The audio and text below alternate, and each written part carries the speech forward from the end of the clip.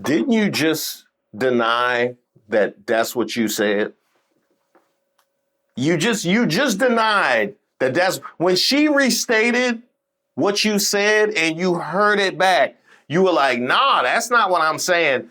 And then you open your mouth and repeat the exact same thing. I ain't seen an explanation this bad since Nelly.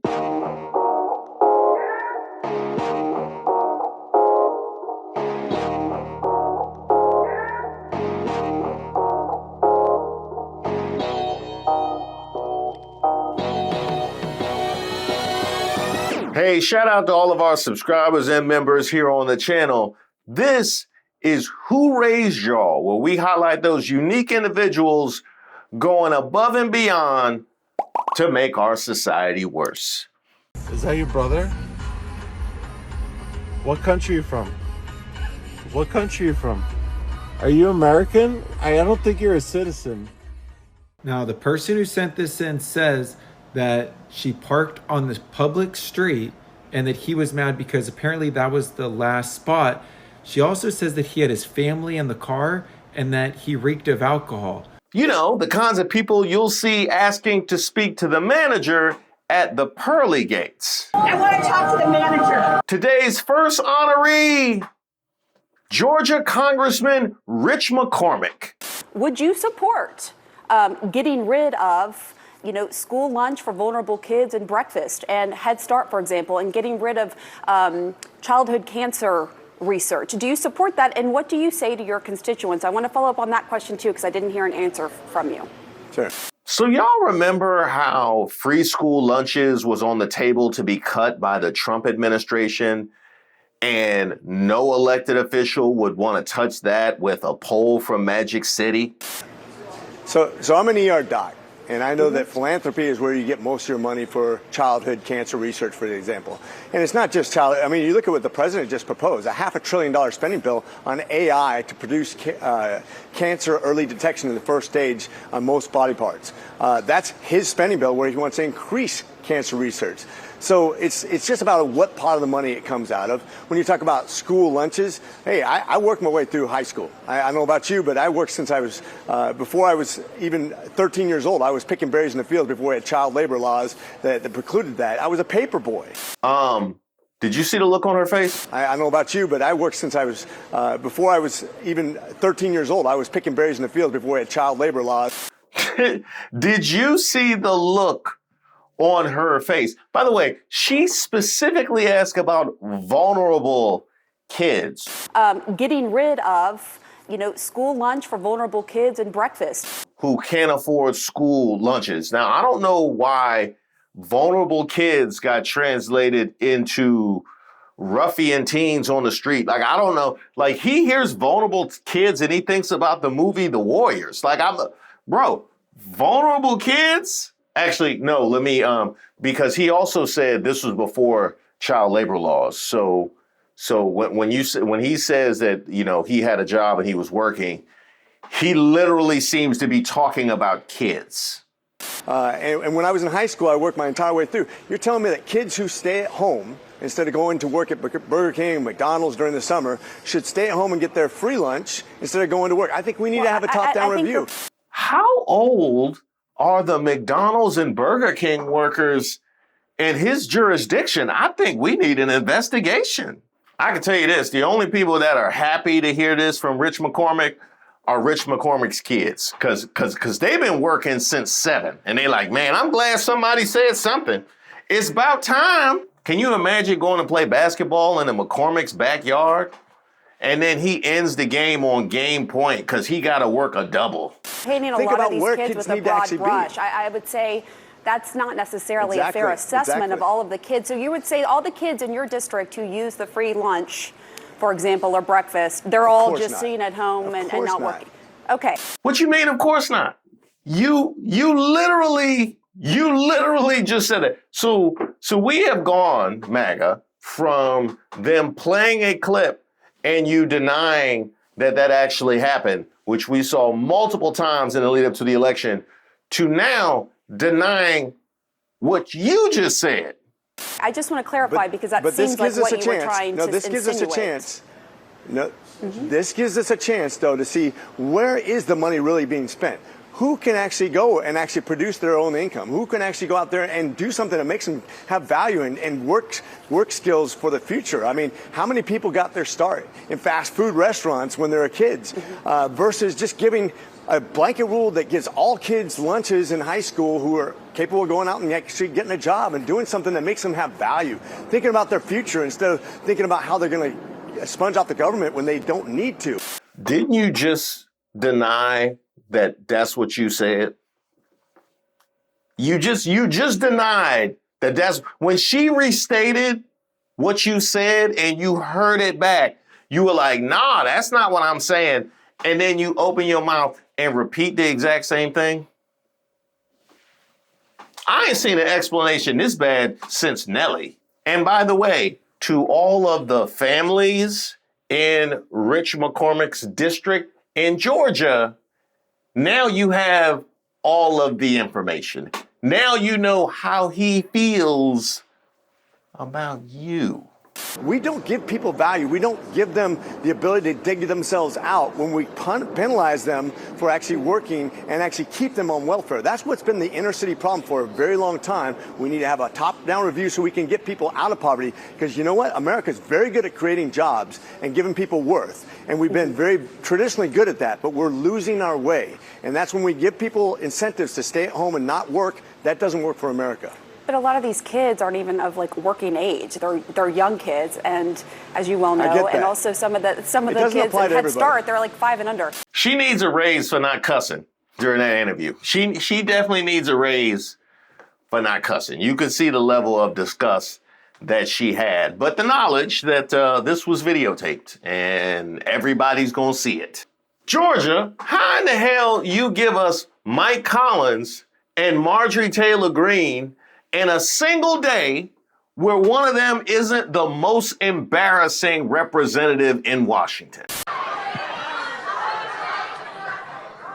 I'll pause whenever you want, and you can go and yell all you want. What you, congressmen, and your fellow congressmen are going to do to rein in the megalomaniac in the White House.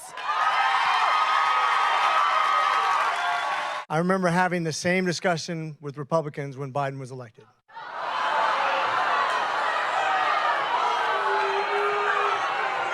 The funny thing is, you're sitting here and a lot of you would probably say those January 6s who are yelling just as loud as you, who are upset just like you.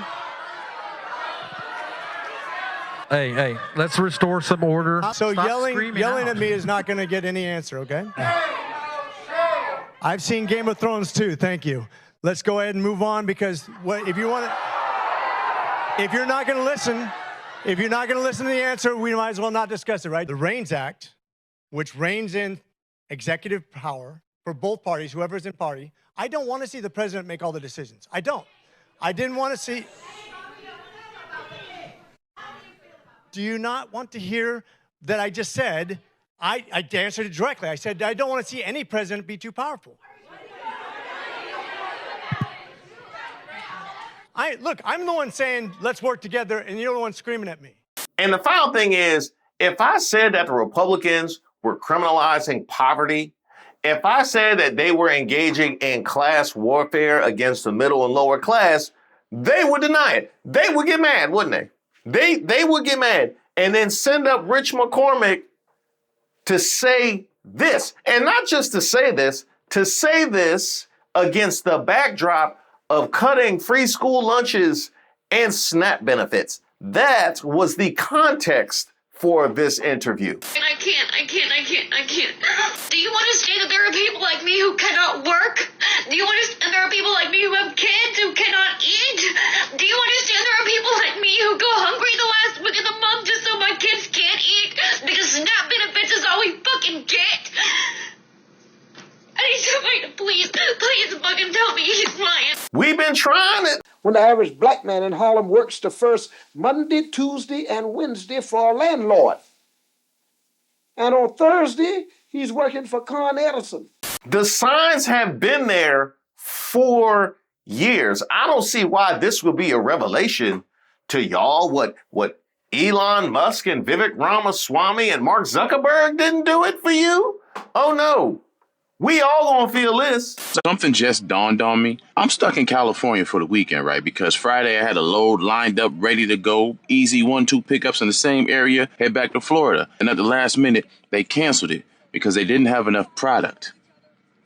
Now, what I'm picking up and what I usually pick up from California is produce, vegetables, and fruit. Some of these loads I get like 22, 24 pallets, and they may cut like 1 or 2 pallets sometimes. But this time, I was only picking up 13 pallets in total, and they cut the whole thing. What on earth could be happening that they didn't have enough product to cover 13 pallets of lemons and carrots? And then it hit me like a bag of vanilla ice. We are all gonna get a sample of what it feels like to be under pressure. There isn't enough product, not enough carrots, oranges, lemons, strawberries, grapes, none of that. There's not enough of the product because ain't nobody there to pick the product. Because they're in fear. Probably not even in fear of being actually deported. There probably is fear. But more so annoyance, because I'd be annoyed as fuck if somebody came to my job and be like, show me your papers. Fuck you mean show me your papers? I feed you, bitch. Just because it's not happening to you don't mean it won't affect you. And I forgot I already knew that. I'm just speculating. I don't know what's going on for real. But if I was a betting man. But I need to get this off my chest. Today is the first day that I regret voting for Donald Trump. I messed up. As a Hispanic, I voted for Donald J. Trump because I thought he was going to deliver on his promises. And now I quickly realized that I have to FAFO, and the whole country will have to FAFO. And it's just ridiculous about what's going on right now. I sincerely apologize. It scares me very much to say this, but I know how I was brainwashed. I know how I was brainwashed. I'm so scared right now.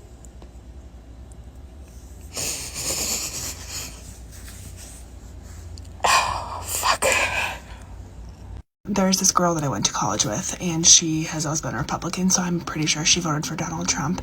And she posted on her Facebook today, I don't usually post political things, which drives me crazy, because if you go through life not posting or talking about political things until they affect you, you're a privileged a-hole with no empathy for anybody else. But anyway, I don't usually post political things, and then complained about how Governor Walz in Minnesota here wants to cut funding from non-public schools.